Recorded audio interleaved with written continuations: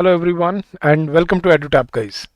So we're back with another session for IBPS PO Mega Revision Series, and this is English Lecture 3, and today we'll be taking comprehension, reading comprehension passages, and we'll be discussing them live with you so that you are able to solve them on the exam day.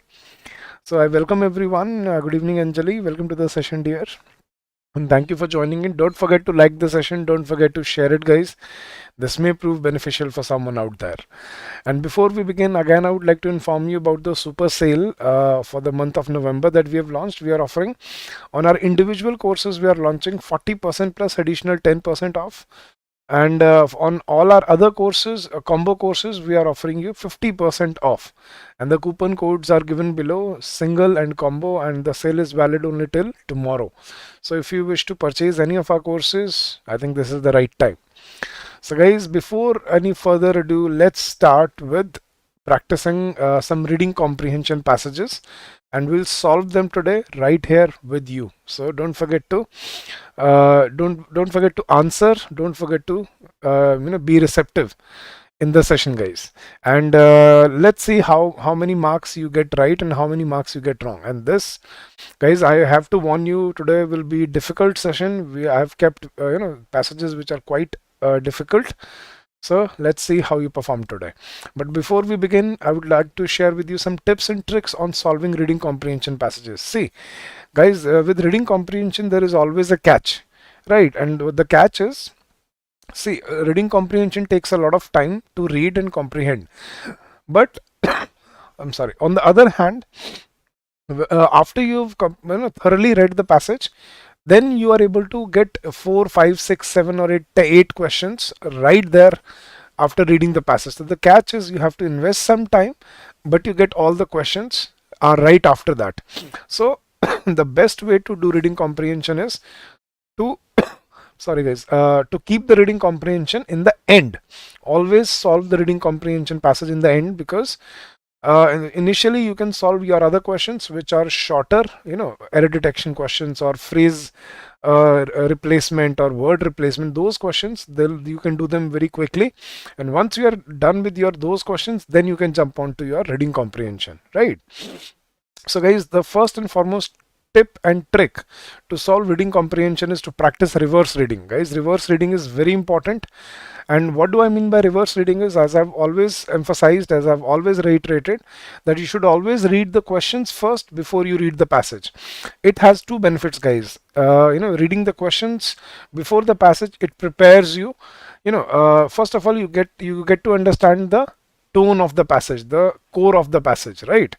And second is you find your keywords to find out your answer. So if you do not read the questions before the passage, the passage is a story to you. But if you read the questions before the passage, you get an insight into the topic, what type of topic it could be. You have the keywords with you, and we'll practice that today. And then the passage, it is not a story anymore. It becomes a mission for you where you have to find your answers. I hope you agree with me, guys. Yes or no? So reverse reading is a very important trick. Second is mark the keywords in the questions and memorize them. So memorizing keywords from the questions is very important. It helps you to find your answer. Third, try to recognize the main idea of the passage from the questions. Then you should know what to look for. Right, you should understand that, okay, this is my question and I have to find my answer somewhere in the passage on the basis of this question. Now, while reading the passage, look for keywords marked in the questions. Now, avoid getting stuck anywhere while reading the passage, because that is not going to help you with the time management. And mark the important points of each paragraph, so that finally, if you do not find answer for 1 or 2 questions, so that you can go back to the particular paragraph and find your answer again. Right, guys? So let's try to solve a few passages today, and let's see how you perform. So guys, as I've told you, we'll practice reverse reading. So we'll not read the passage first. We'll look at the questions first. So see how it helps you. According to the passage, which of the following is or are of paramount importance under right to education? So I have to find which of these is of paramount importance under right to education. So I get an idea the passage is going to be about, I think, on education, emphasis on education, right? So this is what I get. So I have to find out what is paramount under the right to education: sending of children to school by all parents, provision of adequate physical infrastructure in schools, or curricular reforms for developing child-friendly learning system. Right. So I understand that the passage is about right to education. Second question, guys, with reference to the above passage, the following assumptions have been made. The right to education guarantees teachers accountability for the learning process of children.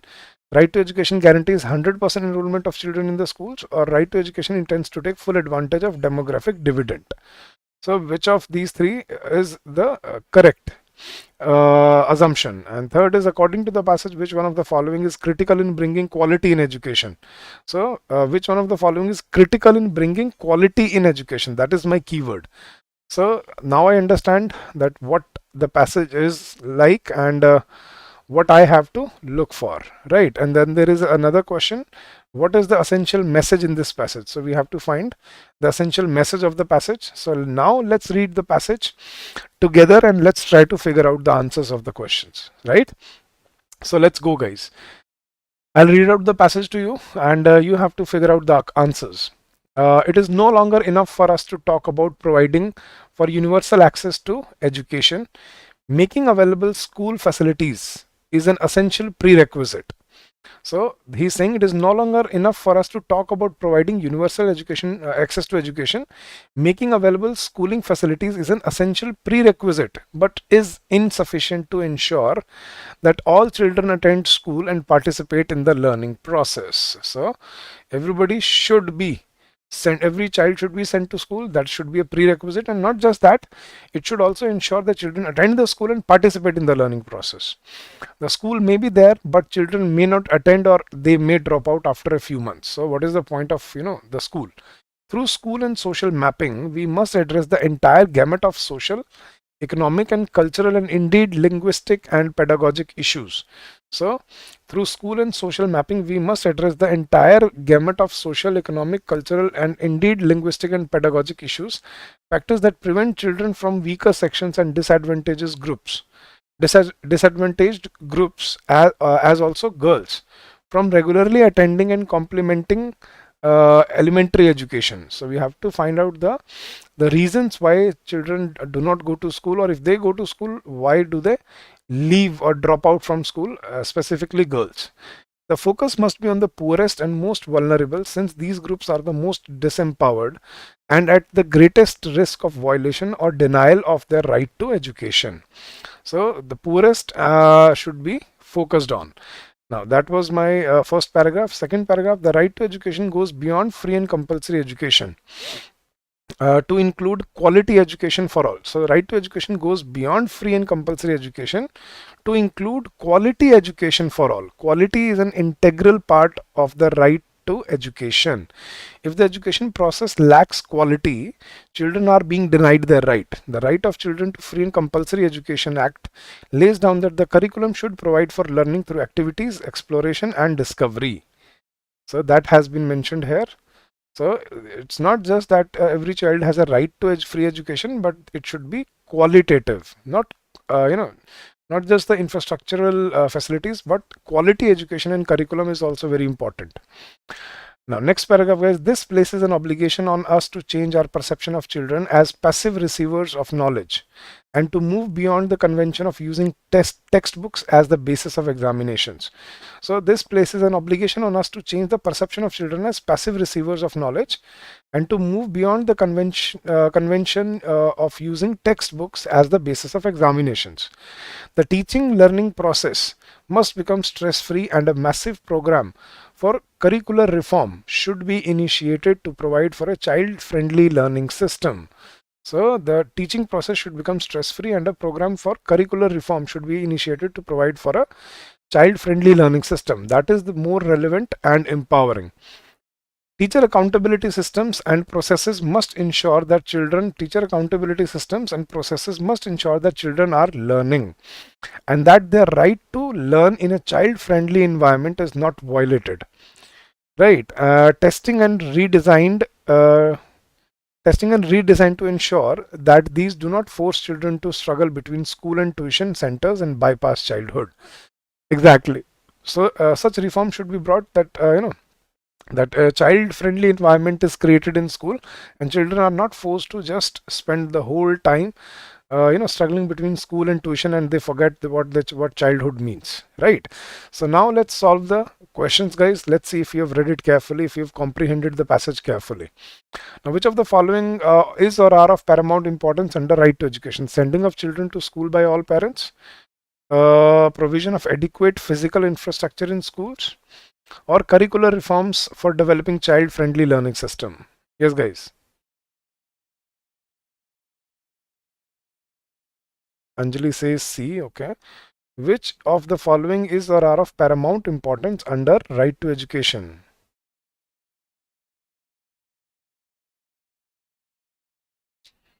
Yes, guys. What do you think? Very good, Ayush. Very good, Anjali. Yes, guys. I want all of you to participate, guys. Let's make it a receptive session. Let's not wait. गलत होगा कोई बात नहीं यार. It's okay. We are human beings. We make mistakes. We learn through our mistakes, and that is the best way of learning, guys. So don't worry. Don't bother yourself of making mistakes. I want all of you to participate. Very good, Arpita. Arpita says only one is important. What is of paramount importance, Arpita? The whole passage talks about changing the reforms and bringing better curriculum to students, quality to students. So which according to the passage, see guys, Arpita, you have to answer according to the passage. So you have to basically base your answer on the logic given in the passage only, not anything that is beyond the passage. That is the key point. Very good, Ankur. So the correct option here is option number C. Very well done. So only third point was very important, that has been discussed, that curricular reforms for developing child-friendly learning system is very important. That is the biggest reason for children to drop out. Right. So the correct option is option number 3, C only. Very good. Very good, guys. All right. What about the second question, guys? Let's see if you answer it correctly. With reference to the above passage, the following assumptions have been made. The right to education guarantees teachers accountability for the learning process of children. The right to education guarantees 100% enrollment of children in the schools, or the right to education intends to take full advantage of demographic dividend. Very good, Azam.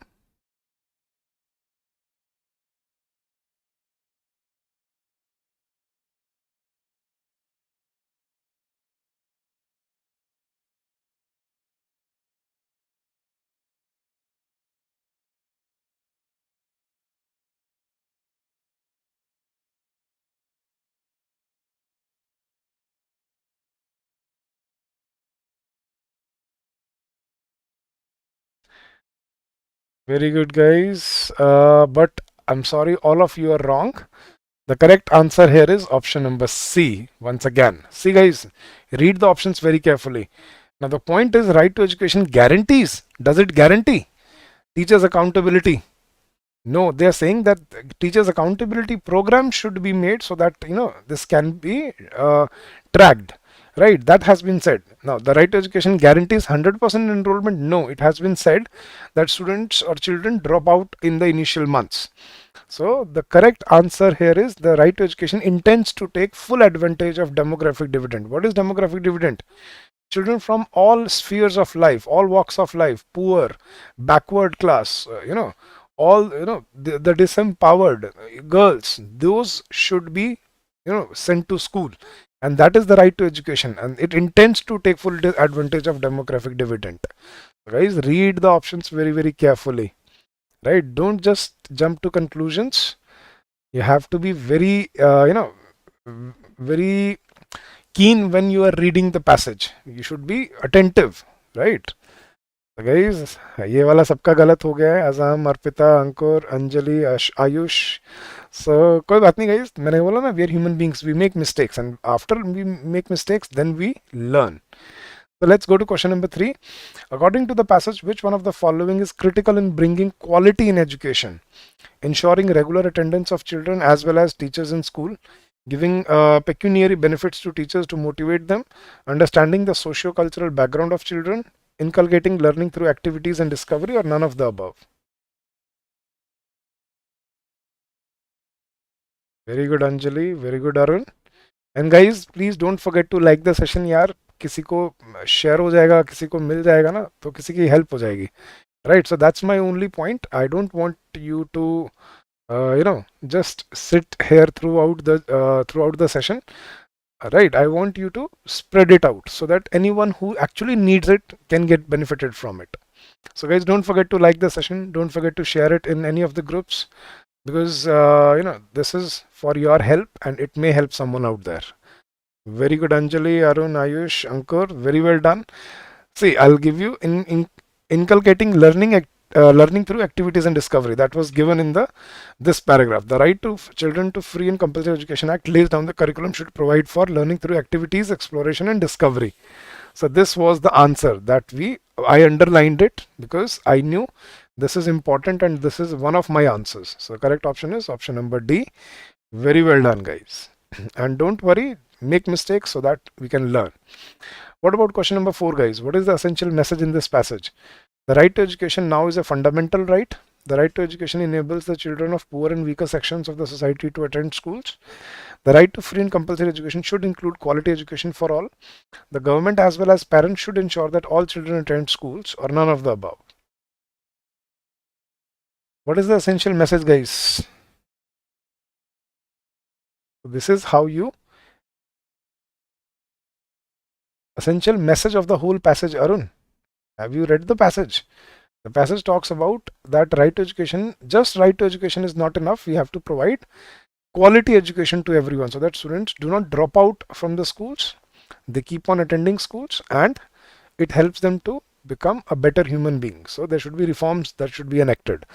The correct answer here is, guys, option number C. The right to free and compulsory education should include quality education for all. Very good, Anjali. Very good, Ankur. Very good, Ayush. Very good, Azam. Very well done. चलो कोई बात नहीं Arun, next वाला passage पढ़ना शुरू से और ये वाला करके देखते हैं. ठीक है guys, very well done guys, I am proud of you. All of you answered really well. और आपको एक चीज़ बता देता हूँ, ये जो पैसेजेस हैं ये यूपीएससी के पेपर में आते हैं. तो ये मैंने यूपीएससी के पेपर से, प्रीवियस ईयर पेपर से लिए हुए हैं. सो अगर आप यूपीएससी वाले कर पा रहे हो तो आई थिंक आप आईबीपीएस पीओ वाले तो कर पाओगे. That was the whole point, right? So मैं थोड़ा सा टेस्टिंग मोड में था आज. मैं देखना चाहता था कि कितनी अच्छे से तैयारी है हमारी. आर वी रेडी और not? So let's try another passage, but before the passage, let's read the questions. Question number 1. According to the passage, why should the discharge of agricultural slurry into water courses be restricted? So I think ये agriculture के ऊपर है कुछ passage. देखो question पढ़ने से ये benefit होता है. तो why should, according to the passage, the discharge of agricultural slurry into water courses be restricted? Second, the passage refers to the conversion of pollutant to fertilizer. What is pollutant and what is fertilizer in this context? So हमें ये phrase वहाँ ढूंढना है passage में. तो ऐसे से question बहुत अच्छे, बहुत काम के होते हैं जिन्हें आपको सीधा फैक्चुअल इन्फॉर्मेशन मिल जाती है. Then next question, according to the passage, what are the effects of indiscriminate use of fertilizers? तो I think हाँ वही, मतलब एग्रीकल्चर के ऊपर है पूरा passage. Question number 4, what is or what are the characteristics of a water body with cultural eutrophication? So what are the characteristics of a water body with cultural eutrophication? So we have to find this. Is there another question? No. So let's read the passage now, guys, and let's try to solve it, right? चलो भाई शुरू करते हैं. The law in many parts of the world increasingly restricts the discharge of agricultural slurry. Agricultural slurry क्या होता है guys?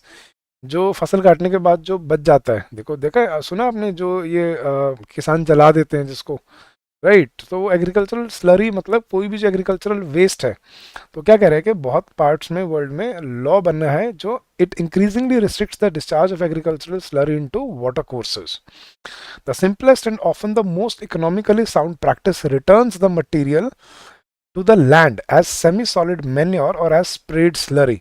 तो सबसे सिंपल और सबसे इकोनॉमिकली साउंड तरीका क्या है कि उस स्लरी को या तो सेमी सॉलिड मैन्योर बना के, खाद बना के, या स्प्रेड स्लरी बना के उसी ज़मीन पे यूज़ करना चाहिए. पानी में नहीं बहाना चाहिए उसको, क्योंकि उससे पोल्यूशन होता है obviously, right? This dilutes its concentration in the environment to what might have occurred in, this is in guys, what might have occurred in a more primitive and sustainable type of agriculture and converts pollutant into fertilizer. ये रहा जो हम question भी था ना, So what happens if you use the same agricultural slurry on the land itself? It becomes manure, and this dilutes its concentration in the environment to what might have occurred in a more primitive. अगर हम खुद खेती ना करते, अगर naturally देखते, तो ऐसा ही होता कि जो फसल यूज होने के बाद जो बच जाता वो जमीन के ही काम आता एज मैन्योर, खाद की तरह, in a more primitive and sustainable type of agriculture, and converts pollutant, जो पानी में पॉल्यूटेंट है वो जमीन पे ही अगर यूज किया जाए तो फर्टिलाइजर बन जाता है. So soil microorganisms decompose the organic components of sewage and slurry, and most of the mineral nutrients become available to be absorbed again by the vegetation. So उससे क्या होता है, सॉइल के जो माइक्रो ऑर्गेनिजम्स हैं वो एग्रीकल्चरल स्लरी को, sewage को, वो उसको मिनरल न्यूट्रिएंट को ब्रेक डाउन कर देते हैं और एब्जॉर्ब करके दोबारा उसी वेजिटेशन, नेक्स्ट वेजिटेशन के लिए वो रेडी हो जाती है land. The excess input of nutrients, ठीक है, both nitrogen and phosphorus based from agricultural run off, agricultural run off में जिसमें नाइट्रोजन और फॉस्फोरस बहुत ज़्यादा होता है, the excess inputs of nutrients from agricultural run off and human sewage has caused many healthy oligotrophic lakes. Oligotrophic जहाँ पे अच्छे से खूब सारी मछलियाँ और अच्छे पेड़ पौधे होते हैं. So it has caused many healthy oligotrophic lakes which are low nutrient concentration, low plant productivity with abundant water weeds and clear water. हाँ, इसको बोलते हैं oligotrophic lakes. So the excess input of nutrients has caused many healthy oligotrophic lakes to change to eutrophic conditions. It changes to eutrophic condition where high nutrient inputs lead to high phytoplankton productivity, sometimes dominated by bloom forming toxic species. So वो पानी को lake को खराब कर देते हैं basically ज़्यादा agricultural slurry से. This makes the water turbid, eliminates large plants, and in the worst situations leads to anoxia. And anoxia is absence of oxygen, and fish kills, so called cultural eutrophication. इसके ऊपर question था ना, तो cultural eutrophication क्या होता है? It makes the water turbid, eliminates large plants, and in worst situation leads to anoxia and fish kills, so called cultural eutrophication. Thus important ecosystem services are lost. Including the provisioning service of wild caught fish and the cultural services associated with recreation. कि जो अच्छी एक lake थी जिसमें से मछली पकड़ सकते थे या जिसको हम टूरिज्म के लिए भी यूज़ कर सकते थे, अब वो ख़राब हो जाती है इसकी वजह से, एग्रीकल्चरल रन ऑफ की वजह से, and becomes a poor environment, right, poor ecosystem बन जाता है. तो ecosystem services are lost, including the provision of services of wild caught fish and cultural services associated with recreation, right? Next paragraph, guys. The process of cultural eutrophication of lakes has been understood for some time, but only recently did the scientists notice huge dead zones in the oceans near river outlets, particularly those draining large catchment areas such as Mississippi in the North America and the Yangtze in China. So basically the river outlet जहाँ नदी समुद्र से मिलती है वहाँ पे बहुत बड़े बड़े डेड जोन्स देखे गए हैं, ऑब्जर्व किए गए हैं रिसेंटली, जो particularly draining large catchment areas such as Mississippi in America and Yangtze in China. The nutrient enriched water flows through streams, rivers and lakes and eventually to the estuary and ocean, and where the ecological impact may be huge, killing virtually all invertebrates and fish in areas up to 70,000 square kilometers in extent. More than 150 sea areas worldwide are now regularly starved of oxygen as a result of decomposition of algal blooms, fueled particularly by nitrogen from agricultural runoff of fertilizers and sewage from large cities. Oceanic dead zones are typically associated with industrialized nations and usually lie off countries that subsidize their agriculture, encouraging farmers to increase productivity and use more fertilizers. So oceanic dead zones are very common in countries which basically indiscriminately use more fertilizers, and that creates a problem, right? So I think all of you have read the passage. Now guys, let's solve some questions. Right, according to the passage, why should the discharge of agricultural slurry into watercourses be restricted? Yes guys, option number 1, losing nutrients in this way is not a good practice economically. True. Watercourses do not contain the microorganisms that can decompose organic components of agricultural slurry. 3, the discharge may lead to eutrophication of water bodies. Yes guys, which of these or maybe which which of the given options is or are correct? Only 1, 2 and 3, 1 and 3, 1, 2 and 3, or none of the above? Anjali says all of the above. Very good, Anjali. What about the rest of you guys? I want all of you to participate, guys.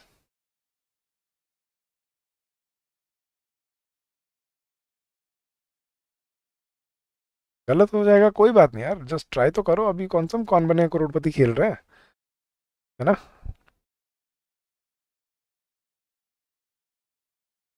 At least give it a shot.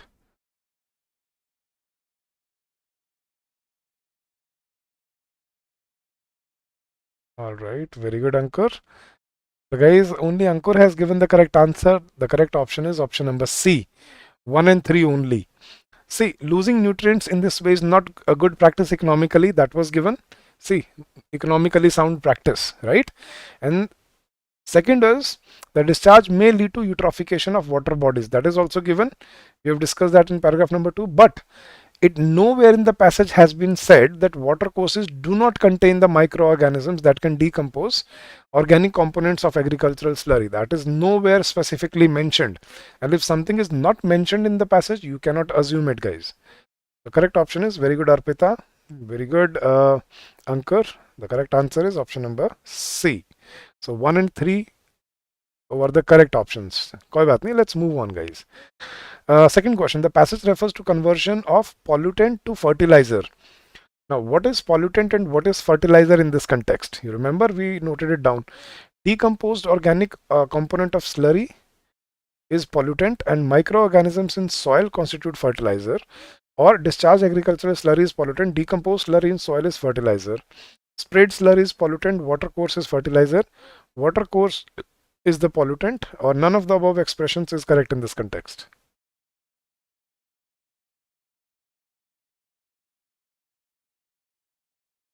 Yes, guys, I think you have found the correct answer. Very good, Anjali. Very good, Arpita. And guys, you should be proud of yourself. If you are solving UPSC passages, these are UPSC previous year passages, guys. So I wanted to keep the level of these passages, a tad bit difficult, so that, you can test your efficiency and your accuracy. Right, very good, Ankur. The correct option is option number B. Discharged agricultural slurry is the pollutant and decomposed slurry in soil is fertilizer. So very good, Ayush. Very well done, guys. Good job. So moving to the next question. According to the passage, what are the effects of indiscriminate use of fertilizers? Addition of pollutants to the soil and water, destruction, decomposer of decomposer of microorganisms in soil. Sorry, destruction of guys, destruction of decomposer of microorganisms in soil, nutrient enrichment of water bodies, creation of algal blooms.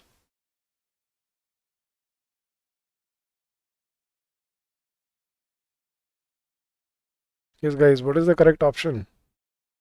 Can you find the right answer?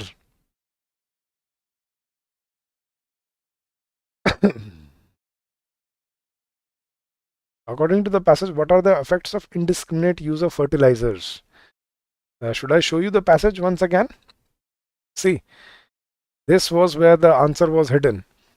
Now, more than 150 sea areas worldwide are now regularly starved of oxygen as a result of decomposition of algal blooms, fueled particularly by nitrogen from agricultural runoff of fertilizers and sewage from large cities. So, oceanic dead zones are typically associated with industrialized nations and usually lie off countries that subsidize their agriculture, encouraging farmers to increase productivity and use more fertilizer.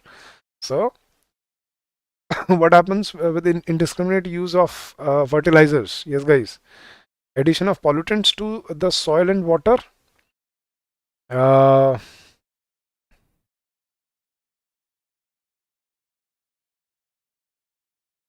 yes, guys. What is the correct answer? Ankur says A. Destruction of decomposer of microorganisms in soil.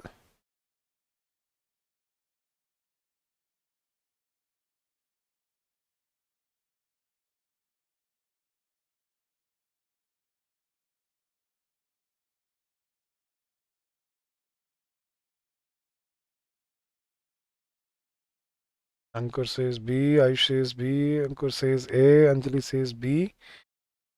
Very good, guys. The correct option is option number B. See, addition of pollutants to soil and water. That is true. If we use fertilizers, it will definitely go into the agricultural runoff. So, nutrient enrichment of water bodies, that is true. क्योंकि उसमें बहुत ज़्यादा nitrogen आ जाता है, phosphorus आ जाता है, creation of algal blooms, that was given.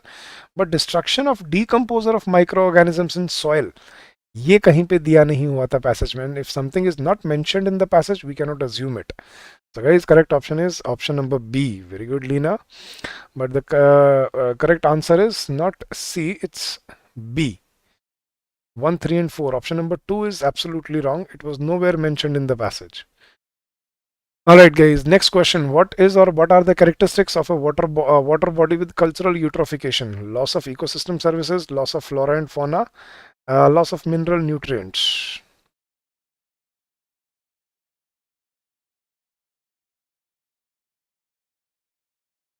Yes guys, what is the correct answer here?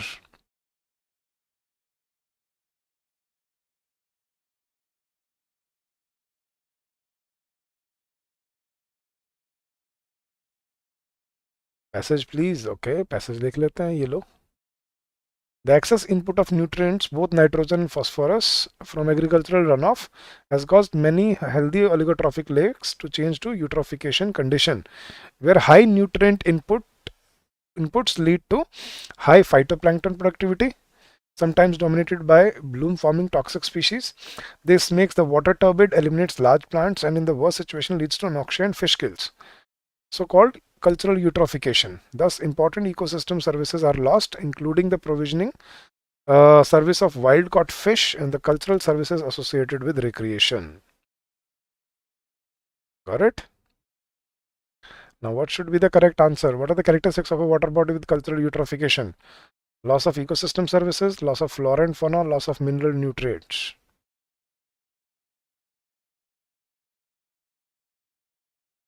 Very good, Anjali. Correct option is option number B. Very good, Arpita. Very good, Leena. Very good, Ankur. Very well done. See, loss of mineral nutrients, that is incorrect, because mineral nutrients are added into water because of the agricultural runoff. And the characteristics of a cultural eutrophication, loss of ecosystem services and loss of flora and fauna. Flora and fauna is, right, plants and animals. So both option 1 and option 2 were valid. Option number 3 was contradictory. So correct option is option number B. You're doing really well, guys. Kudos to all of you. Very well done. Yes, guys. Now, do you want to solve another passage, or do you want me to give you as a homework? What do you say, guys? Do you want me to solve another passage with you, or do you want me to give you homework? Want to solve it? Okay, then let's solve another passage. Okay, and this is again a difficult one, but let's read the questions first. The author's central focus is on economic growth. So I think the passage is about economic growth. The author supports policies which will help develop economic growth, better distribution of incomes irrespective of rate growth, and consider the following statements. Growth eradicates poverty. Growth has resulted in prosperity for all. So according to the author, India's economy has grown, but there is no room for complacency, as growth eradicates poverty or growth has resulted in prosperity for all. Guys, okay, I think the passage is about economic growth. Let's read the passage, guys. All right, here we go. In recent times, India has grown fast, not only compared to its own past, but also in comparison with other nations. But there cannot be any room for complacency. I think that is my question, third question. But there cannot be any room for complacency, because it is possible for the Indian economy to develop even faster, and because it is possible for the Indian economy to develop even faster and also to spread the benefits of this growth more widely than has been done thus far. So that is why there is no room for complacency. You cannot be satisfied with this growth spurt. We have shown a good numbers, good statistics in growth, but we cannot sit down and we cannot be satisfied. We can do better. That's what he's saying.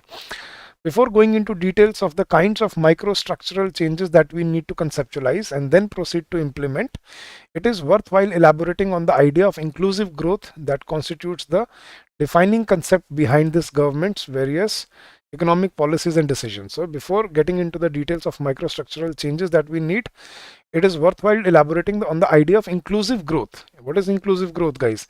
Growth which helps every person, not just one section or one particular sector. Everyone in the country is included in the growth. That is called inclusive growth, right? A nation interested in inclusive growth views the same growth differently depending on whether the gains of the growth are heaped primarily on a small segment or shared widely by the population. So a nation interested in inclusive growth views the same growth differently, right? Depending, this growth will help only one sector, or it will be shared by everyone. The latter is the cause for celebration, but not the former. Absolutely true. In other words, growth must not be treated as an end in itself, but as an instrument for spreading prosperity to all. That is the whole point of growth, inclusive growth. India's own past experience and the experience of other nations suggests that it is not a sufficient condition. In other words, policies for promoting growth need to be complemented. In other words, policies for promoting growth need to be complemented with policies to ensure that more and more people join in the growth process, and further, that there are mechanisms in place to redistribute some of the gains to those who are unable to partake in the market process and hence get left behind. Right. So that should be our aim, that we should look at growth which helps everyone. So we should promoting growth complemented with policies to ensure more people join in the growth process, and there are mechanisms in place to redistribute some gains to those who are unable to partake in the market process and get left behind. Now, a simple way of giving this idea of inclusive growth a sharper form is to measure a nation's progress in terms of the progress of its poorest segment. For instance, the bottom 20% of the population. So to figure out if the growth is inclusive or not, look at the growth of the bottom 20%. You will understand if the growth is inclusive or not. One could measure the per capita income of the bottom quintile of the population and also calculate the growth rate of income and evaluate our economic success in terms of these measures that pertain to the poorest segment. This approach is attractive because it does not ignore growth like some of the older heterodox criteria did. So this approach is attractive because it does not ignore growth like some of the older heterodox criteria did. It simply looks at the growth of income of the poorest sections of the population. It also ensures that those who are outside the bottom quintile do not get ignored. If that were done, then those people would in all likelihood drop down into the bottom quintile and so would automatically become a direct target of our policies. Hence, the criterion being suggested here is a statistical summing up of the idea of inclusive growth, which in turn leads to two corollaries. One, to which that India must strive to achieve high growth, and second, that we must work to ensure that the weakest segments benefit from the growth. Right? So that is the whole idea of the passage. Now let's answer the questions, guys. The author's central focus is on applauding India's economic growth not only against its own past performance but against other nations, or emphasizing the need for economic growth, which is the sole determinant of a country's prosperity, or emphasizing inclusive growth where gains of growth are shared widely by the population, or emphasizing high growth, or none of the above. Yes, guys. Very good, Anjali. Very good, Ankur. What is the author's central focus? Very good, Ayush. Very good, Leena. Emphasizing inclusive growth where gains of growth are shared widely by the population.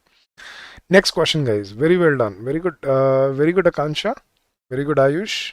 Very well done, guys. Kudos to all of you.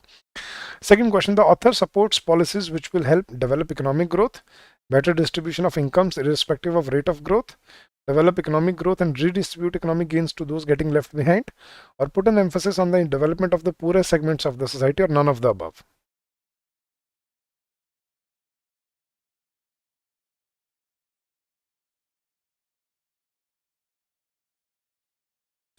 Anjali, again, passage.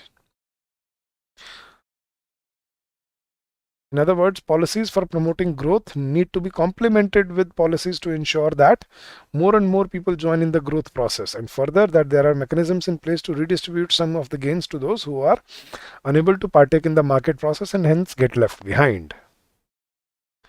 I think you've got the answer.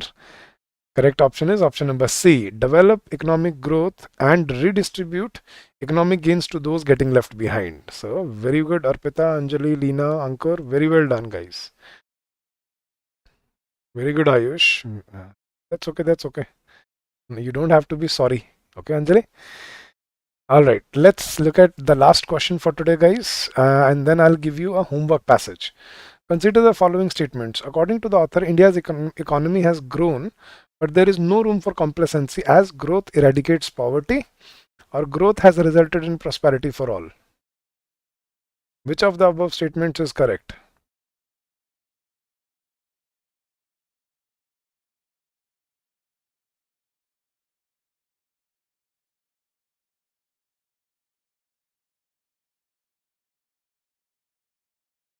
Akansha says C. Ankur says B. Okay, guys.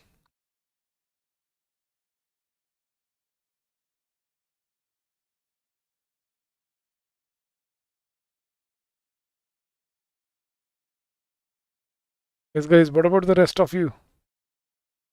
Let's see what could be the correct answer here. Very good, Ayush.